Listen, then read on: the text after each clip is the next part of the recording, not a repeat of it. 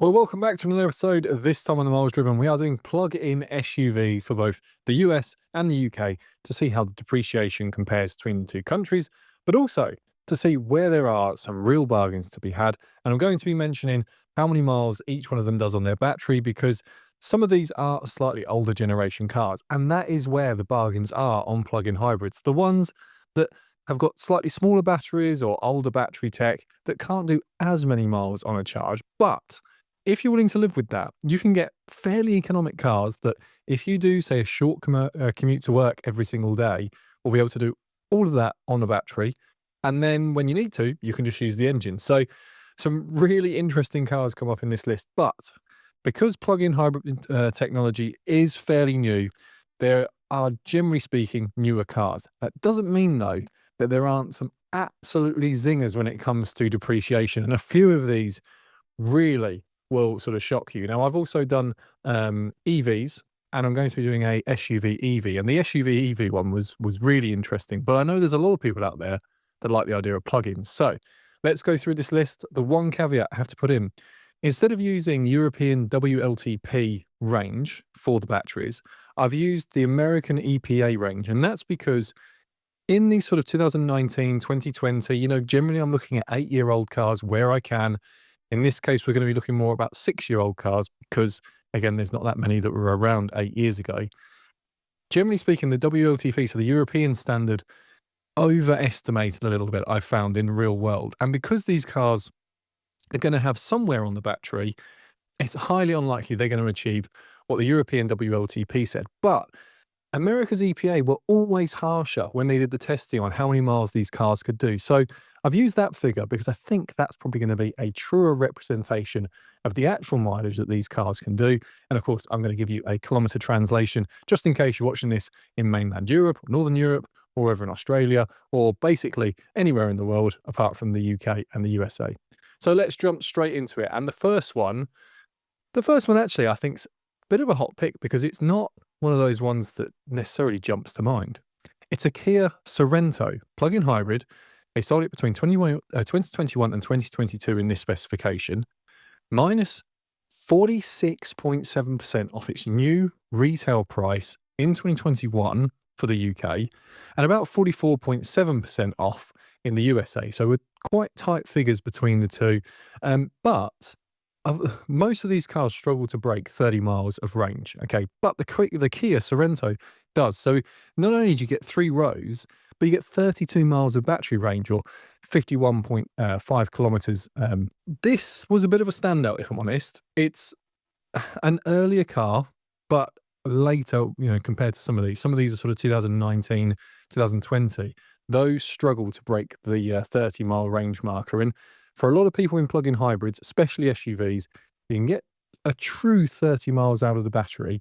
That is pretty good going. And to get it at nearly half price, especially if you've got a family and you need 3 rows, okay, it's not the biggest of SUVs for 3 rows, but all in all, pretty good going. So that's first on the list. But second actually is a bit of a hot favourite of mine. I really like this one because value for money, considering the badge you're getting, it's probably a little bit of a standout.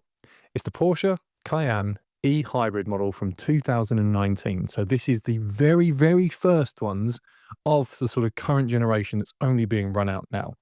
Now, if you look at these very first ones, if you look at the previous model, then it can get even heavier on depreciation. But I wanted to try and look at the slightly newer ones.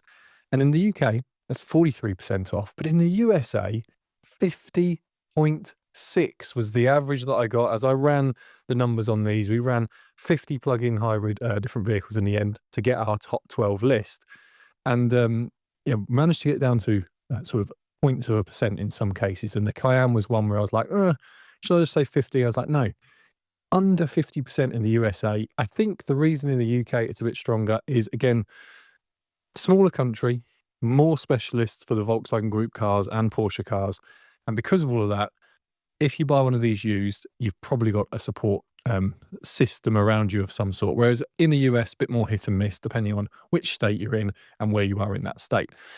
17 miles of EPA true range. And when I looked at these, and I went onto a couple of the forums just to see, what owners were saying, 17 seemed pretty genuine. A few owners were sort of pushing past that and getting 20 miles of genuine range from their Cayennes. So 27.4 kilometers, that is, as a translation.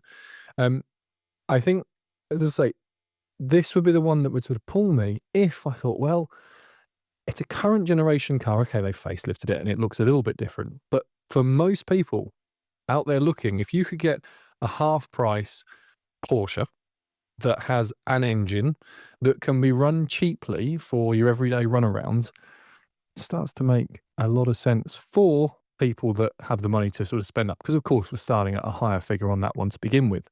Now the next car has a different name depending on whether you're in Europe or the USA. So over in Europe, we've got the Ford Kuga. In the USA, you've got the Ford Escape. Same car, two different names. We actually have an Escape in Europe as well, but that's an EV, sort of a separate car entirely. So if you're in Europe, you get Ford Kuga, USA, Ford Escape, and the plug-in hybrid from 2020. This is actually a reverse of the Cayenne, 51.5% off in the UK, 45.5% off in the USA. So actually a stronger residual going on in the US. I think they're quite desirable in the US. These, I think people like having a Ford. They know Fords, and if they're always running forwards and backwards to the Ford dealership every 3 or 4 years to get, either their new or their used car, I think that sort of helps with the residuals, and they know they can kind of trust the Ford brand because they can take it absolutely anywhere and it'll get worked on. And to be honest, that is true in the UK. I just think that we've got such a wide choice of cars in the UK now, especially because a lot of the newer Chinese automotive companies that have come in, that have brought plug-in SUVs, have come in at quite low new prices. And so, of course, those sort of established legacy brands used are taking a bit of a hit. So they've got good reviews, these. And to be honest, I actually drove one years and years ago when they were fairly new. Did a review. I can't remember actually who I was working for at the time. Doesn't really matter. And I was quite impressed, having driven, Ford SUVs of old and different Ford cars. And I thought, yeah, they've, okay, they're probably not trying to compete directly with some of the luxury brands, but just as an overall car, it was a pretty good thing to drive. So serious contender. And with 37 miles of EPA range, which I think 35 miles seem to be a fairly genuine, doesn't really matter how people drive them, even now they've got, a few years old and obviously battery has degraded slightly. 35 miles seemed fairly genuine from a lot of used owners. That's just shy of 60 kilometers. So real sort of everyday car, I think, for everyday people. Let's put it that way. And I think that's a good one on this list. If for whatever reason, it might be insurance because, these cars may be cheap to buy, but if they're premium badges, sometimes they just attract a little bit higher of an insurance premium. If that scares you off a little bit, or tax or whatever it is, go and have a look at these, one of these in plug-in hybrid form. Now, saying all of that, moving on to some of the more luxury end of the market, BMW X5. And this is the 45e. So this is the very, very first of what is the current generation, actually. So the changeover year is 2018. We go from the F15 generation. I've forgotten the name, the coding of the new one. I think it's G06, but that's probably wrong. But it doesn't really matter. The sort of 2020 model year, 2019 cars, okay? These had big batteries in them. They were one of the first of the sort of major sort of luxury brands to say, actually, let's put in a bigger battery. Let's do it so that we get a decent sized engine, but let's give them a bit more range on the battery. And bearing in mind, the X5 is a big car, okay? So all of those things have meant that its competitors weren't really getting the mileage. And BMW just decided on this generation X5. I think the previous generation had done something like 17 miles of range with its battery, which is probably more like 15 miles today. This one, 31 miles on the EPA. I think European was something like 40 miles. So really good range, and genuinely you should be hitting 30 miles of range on these. And people I saw reporting in the UK were being able to get to sort of 35 miles of battery range. That's just shy of 50 kilometers. Depreciation, 47.5% in the UK. That does move around a little bit. I had to sort of control, and I just went for an X-Drive 45E model because you can spec up on the M Sport. You can start putting different options on the cars. Obviously, paint is always, can go up for a couple of thousand. So I tried to sort of normalize it as best I can. In the USA, 51% depreciation. So just over the halfway mark for a car that is 5-6 years old. It's got the right badge if you like having a luxury badge, but also as having driven one of these bit more recently and back when they were released, these drive really, really well. I mean, if you've got to have an SUV for whatever reason, family, maybe you feel more comfortable in it, maybe your partner only wants SUVs, whatever it may be, but you really want the car driving experience. BMW are one of the standouts for this. I think most of these cars drive like SUVs, and they may be very good for an SUV, but they're still pulling sort of from the SUV driving dynamics. BMW seem to have just made a bigger 5 Series. They've sort of said, no, this is a car driving dynamic. We just want to make it taller. And they've been able to be quite honest in how they've done it. So if driving dynamics are still important to you and you can have 50% off, an X5, it will be a little bit more than some of the competitors because at the end of the day, we're starting from a higher number. But that car should remain to be desirable, especially because the engine is the B58 3-litre inline 6-cylinder engine, famous being in the Toyota Supra, but it's also in the Z4. It's in the 3 Series, in the M340i. It's in the 5 Series, it's in the 7 Series. It's a very popular, very powerful and dependable engine. Moving on from there, basically a direct competitor for it, although I'd say a bit smaller. It's the Audi Q5 55 TFSI E from 2020. It's got a long name. 56.9% depreciation in the UK, 45.2% in the USA, but only 20 miles of battery range, so 32 kilometers of range there. Now, I think part of the reason why this one has got slightly heavier depreciation in the UK is we're starting to move past the idea of having 20 miles of battery range. That really isn't cutting mustard anymore, especially compared to sort of the latest ones that are coming out. And again, I have to mention it because it's just the truth of the market. You have more and more new brands that have come into Europe and the UK, these two sort of markets that operate individually at the moment because of how the UK is set up for political reasons I don't need to go into. But the basis is how cars are coming in to the UK means we don't have a strong tariff like the US do against some of the new car manufacturers, and they're all coming in with much stronger range than this. And the Q5s are 50. People like the Q5, but you could still get it with a diesel engine in Europe and the UK. And I think that for a used buyer, if you're looking at 6 years old and you can get one of these with the diesel engine, I think that pulls the attention away. But if you do a short commute, if you like the Q5 and for whatever reason a plug-in hybrid would suit you better, especially because if you are doing a lot of mileage on the battery and you can charge at home, it will be a bit cheaper.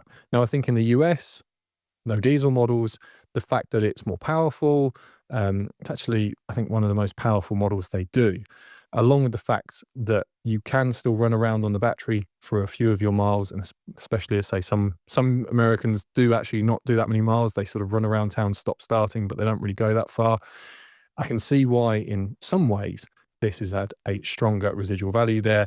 The one thing I would say though is that the US market, they didn't do as much spec as base, so there's a lot of adding on spec, and that moves the figures around. So I think you can get them slightly stronger depreciated than this, but on the same sentence, you can get them slightly more expensive as well. So a little bit of one, a little bit of the other, depending on the spec that you want to go for. Now, the next one is a US only car, so I'll go through it a bit quickly, but I wanted to bring for a little bit of variation because otherwise it would have just been a list of German cars essentially, or European cars. So let's bring in a US only car.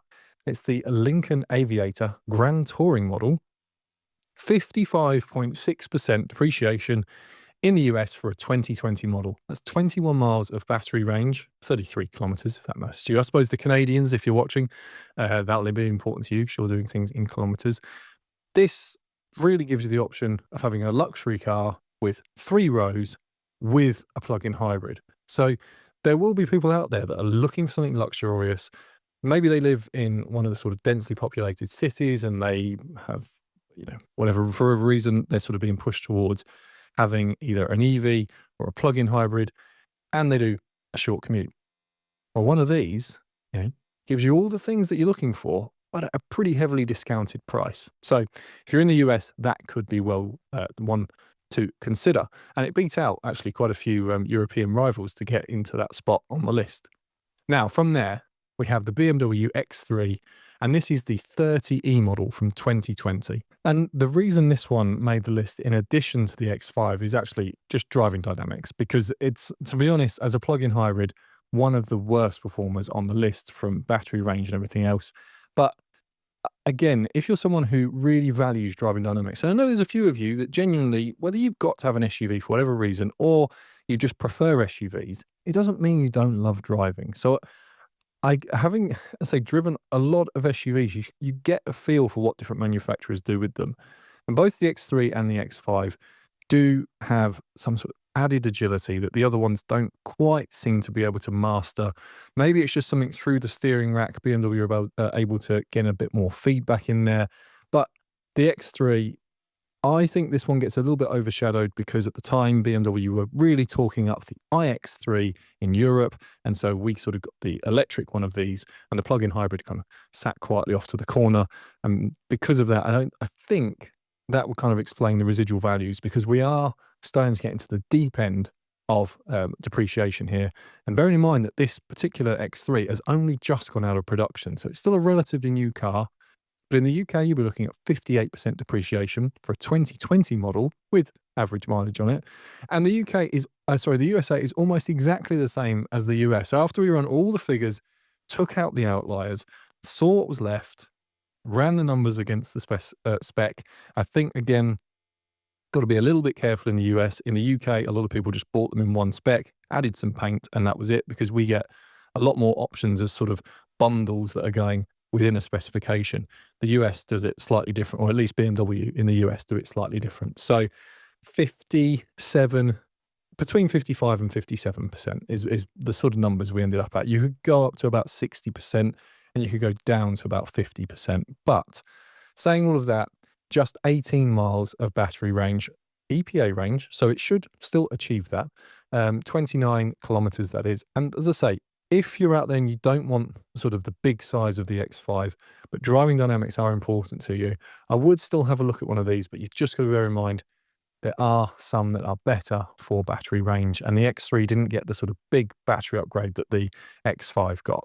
If you look slightly newer, as the car went along the facelift, it does improve, but because of that, residuals are a bit stronger. So if value is really important to you, then I'll be looking at a 2020 model. Now, moving on from there, we step away from the prestige brands to, well, I think looking at the value, the price in it. I understand why it is. It's taken a real hit in the UK, this next one, and I can get onto that in just a second. But what I would say is, got to drive one years and years ago. My memory of the car, at least, wasn't a standout, but there was nothing I could say against it. And those sometimes are the best for the everyday consumer.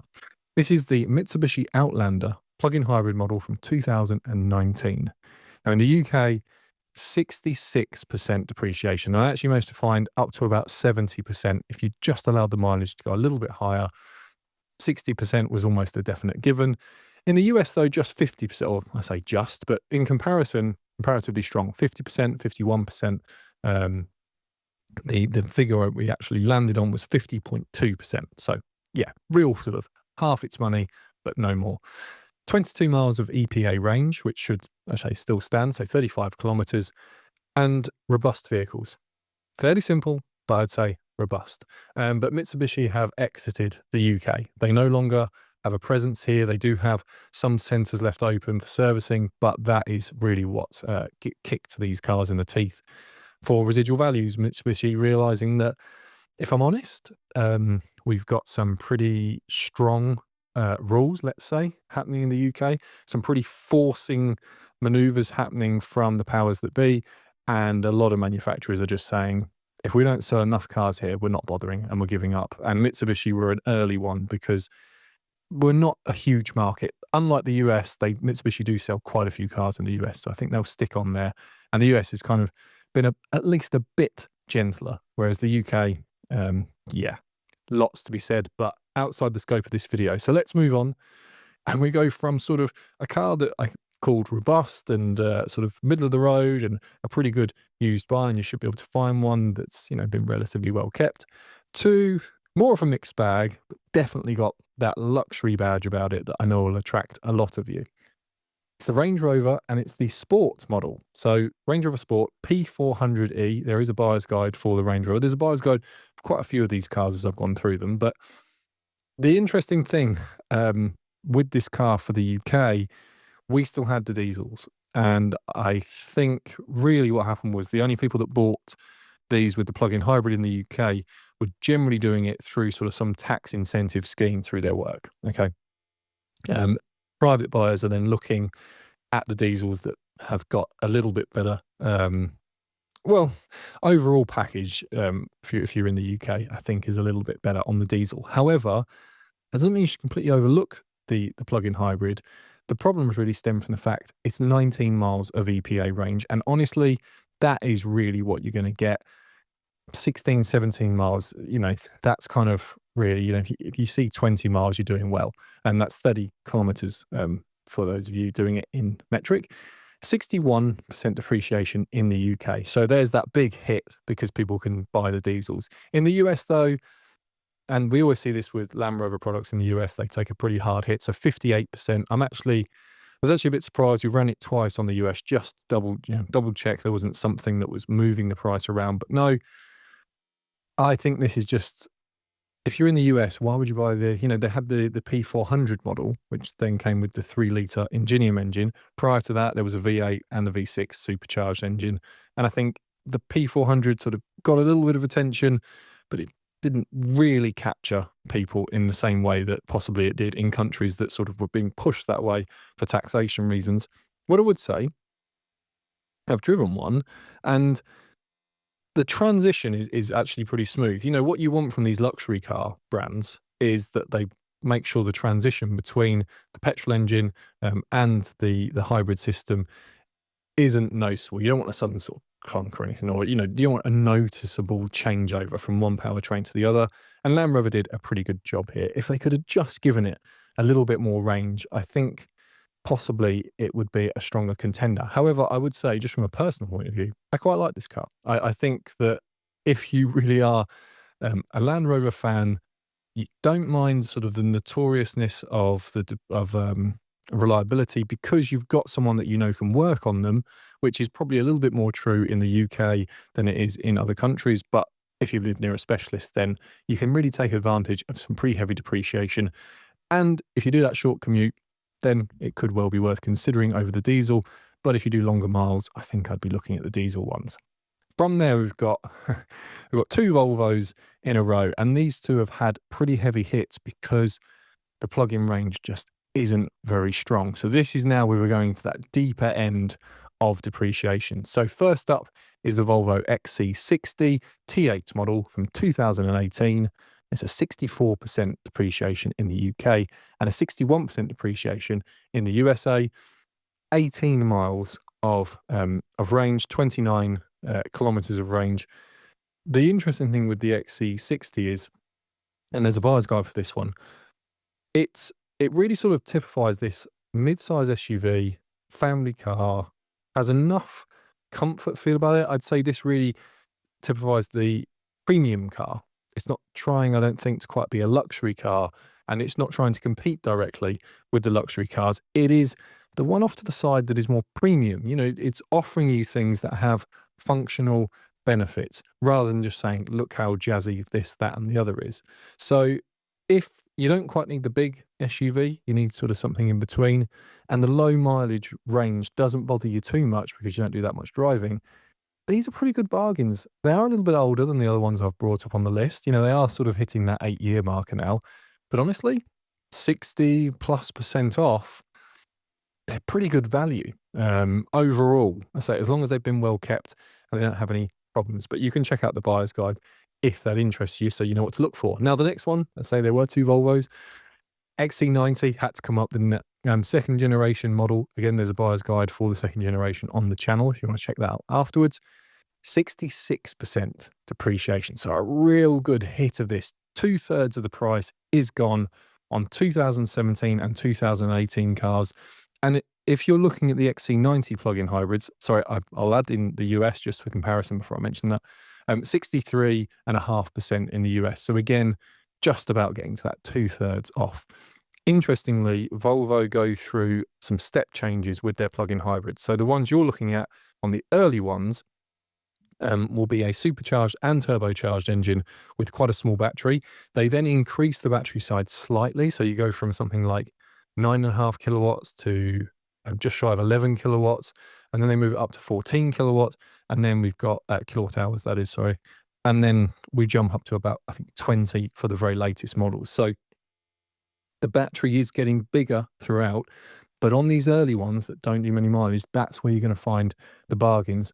Just 14 miles of EPA range. I did check the UK and we're more like 20 on the WLTP. But if I'm honest, stick with the idea that you're not really going to get much better than 15 miles. That's 22.5 kilometers.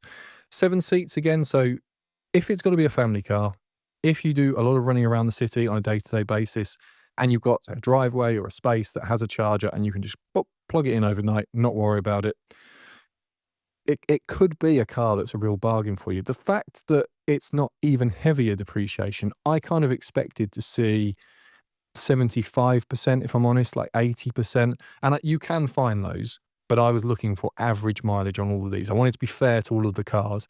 And so, yes, you will find some that are cheaper, but they've done higher mileage.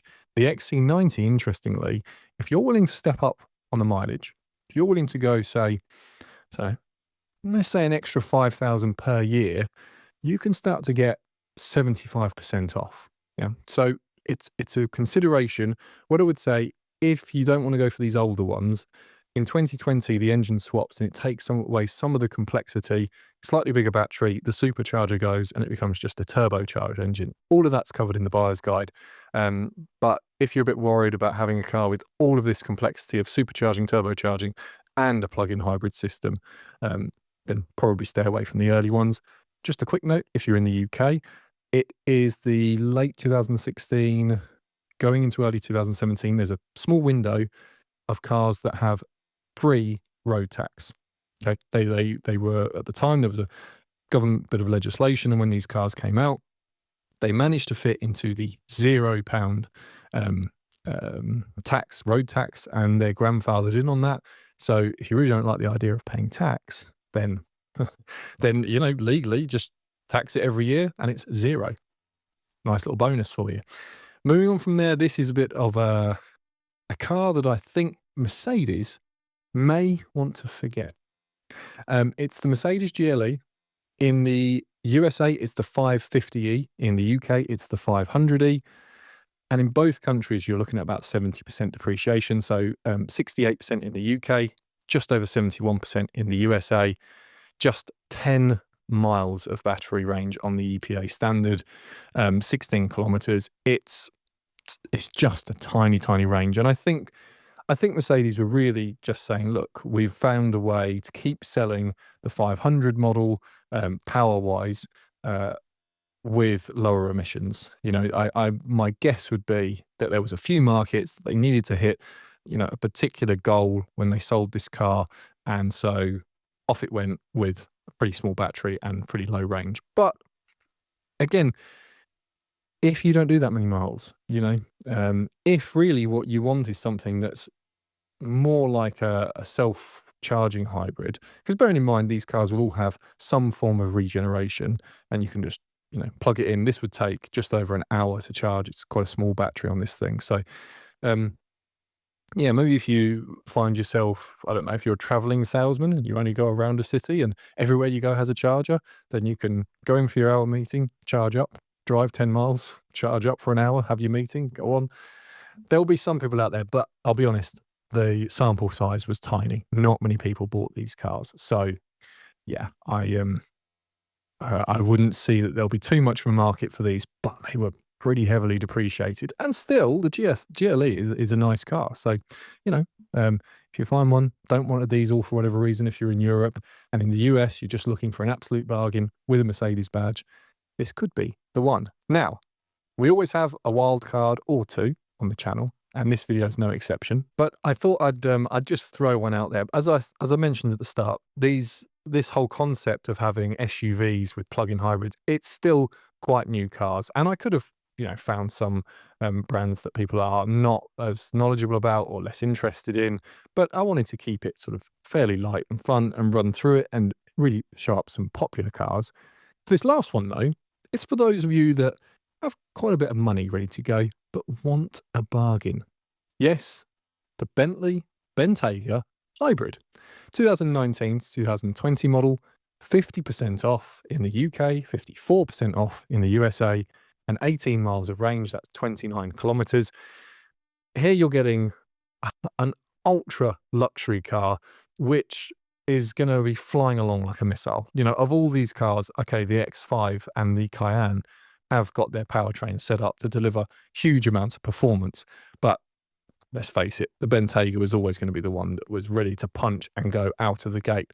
Fairly small battery, fairly small range on these, but you're probably, you know, if you're living in a city, you like having a nice luxury comfy chair to sit in on your 3-mile run and back to whatever skyscraper you work in, then these could be the one. Or just for those of you that live out in the countryside and would just like something comfy to be in. You'll notice I didn't include the full-size Range Rover on this list. It's been on way too many of the lists so far, and that's why the Sport got a mention.